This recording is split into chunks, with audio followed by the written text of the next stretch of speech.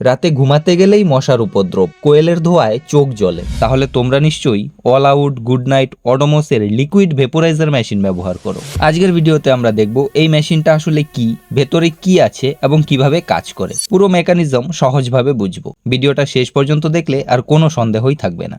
तो चलिए शुरू करते हैं। এই মেশিনকে বলা হয় ইলেকট্রিক লিকুইড ভ্যাপোরাইজার বা মশা তাড়ানোর লিকুইড মেশিন। এই মেশিনের মূলত দুটি অংশ থাকে।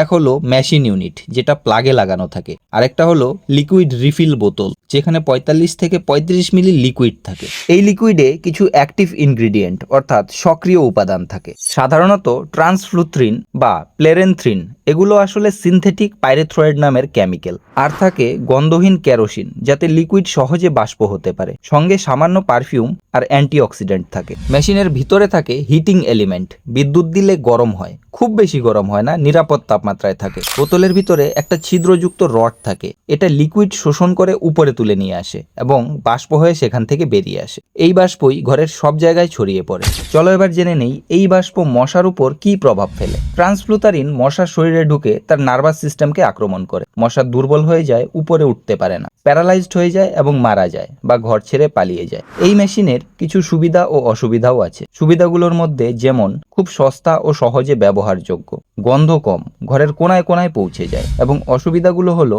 কেমিক্যালের বাষ্পে শ্বাস নিতে হয়, শিশু, গর্ভবতী মহিলা ও অ্যাজমা রোগীদের জন্য সাবধানে ব্যবহার করতে হয়। শিশুদের নাগালের বাইরে রাখা উচিত, কারণ এই লিকুইড খেয়ে ফেললে বিপদ হতে পারে। তো ফ্রেন্ডস, এই হলো All Out Good Knight type liquid vaporiser মেশিনের পুরো মেকানিজম। তুমি কোন ব্র্যান্ড ইউজ করো কমেন্টে জানিও। ভিডিও ভালো লাগলে লাইক করো, বন্ধুদের সাথে শেয়ার করো, চ্যানেলটি সাবস্ক্রাইব করে পাশের বেল আইকনটি প্রেস করে রাখো। পরের ভিডিওতে দেখা হবে আরো মজার টপিক নিয়ে। আজকের মতো tata. Stay healthy, stay amazed, stay curious.